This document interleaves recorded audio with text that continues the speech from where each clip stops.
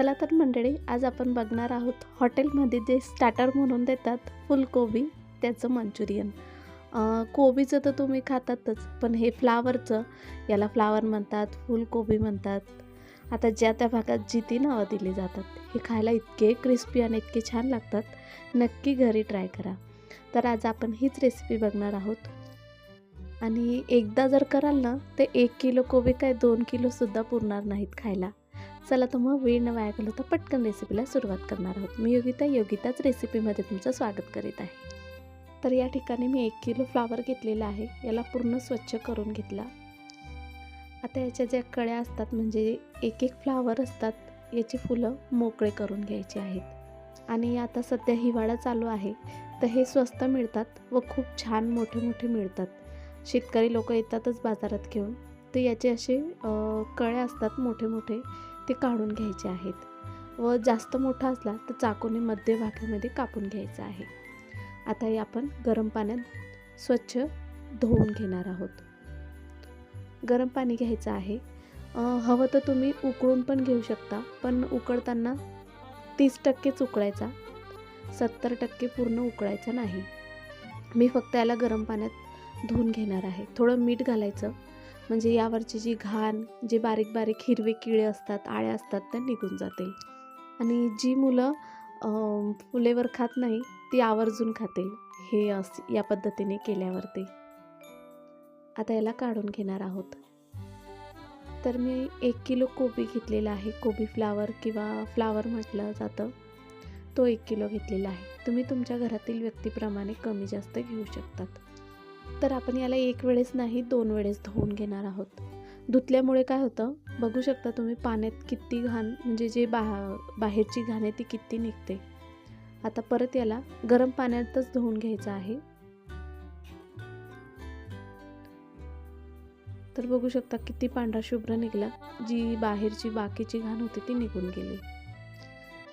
आता यासाठी लागणारं साहित्य बघणार आहोत. एका भांड्यामध्ये तांदळाचं पीठ घेतलेलं आहे मी. ही जी पळी दिसते ह्या पळीनेच घेतलेलं आहे. आणि 1.5 पळी कॉर्नफ्लॉर घेणार आहोत. मला जर तांदळाचं पीठ नसेल वापरायचं, तुम्ही मैदा पण वापरू शकतात. आता हे 1.5 ते 2 पळी आपण कॉर्नफ्लॉर घेतलेलं आहे.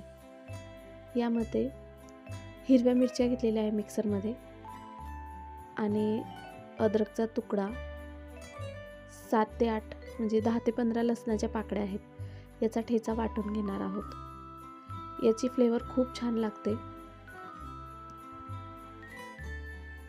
बघू शकता या पद्धतीने वाटून घ्यायचा. आता 1 चम्मच आपण यात वापरणार आहोत, आणि जेव्हा फ्लावरसाठी फोडणी तयार करू तेव्हा वापरणार आहोत बाकीचं. तर 1.5 चम्मच घेतलेला आहे. गरम मसाला आहे 1 चम्मच.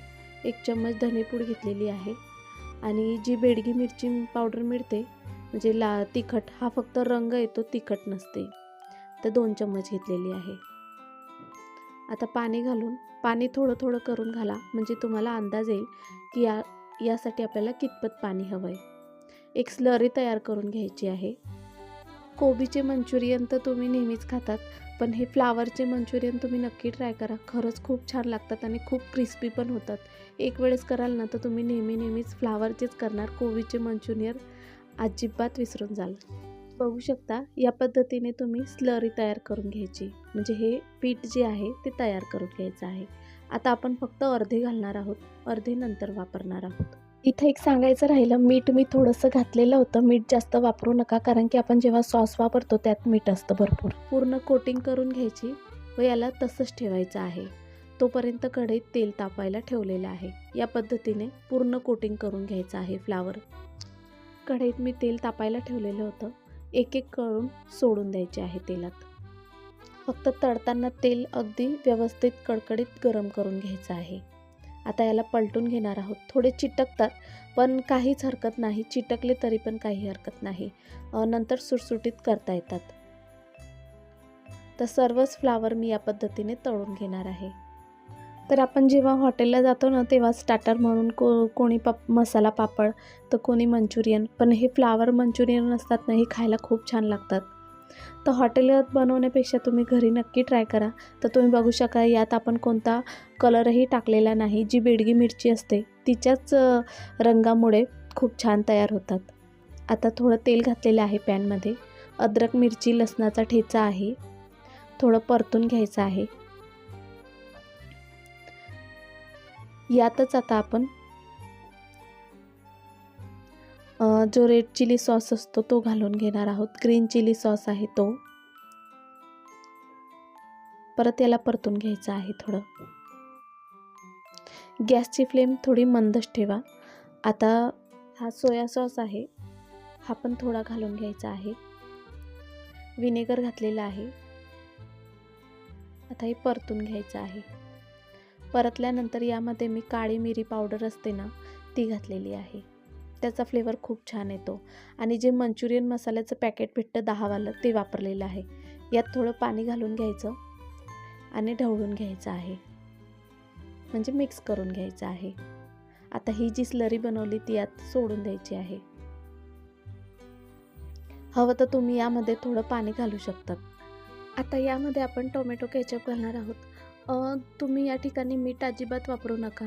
ही जी सर्व सॉसेस असतात, म्हणजे जी सॉस असतात त्यामध्ये ऑलरेडी मिठाचं प्रमाण जास्त असतं आणि तुम्ही या ठिकाणी जर मीठ घातलं तर जे फ्लावर मंचुरियन बनवणार तर ते जास्त खारे होतील. आता फ्लावर सर्व एक एक करून यात टाकून घ्यायचे आहेत. फ्लावर एकमेकाला चिटकले तरी पण सुटसुटीत करून घ्यायचे आणि जे आपण हा ग्रेव्ही तयार केली आहे सॉसची त्यामध्ये सोडून द्यायचं आहे. फक्त एक काळजी घ्या, मिठाचं प्रमाण कमीच ठेवा, मीठ जास्त घालू नका. आता हे सर्व एकजीव करून घ्यायचं आहे. आपला पूर्ण सॉस हा कोटिंग करून घ्यायचा आहे यामध्ये. गॅसची फ्लेम वाढवायची. हाय फ्लेमवरतीच आपल्याला हे परतून घ्यायचे आहे.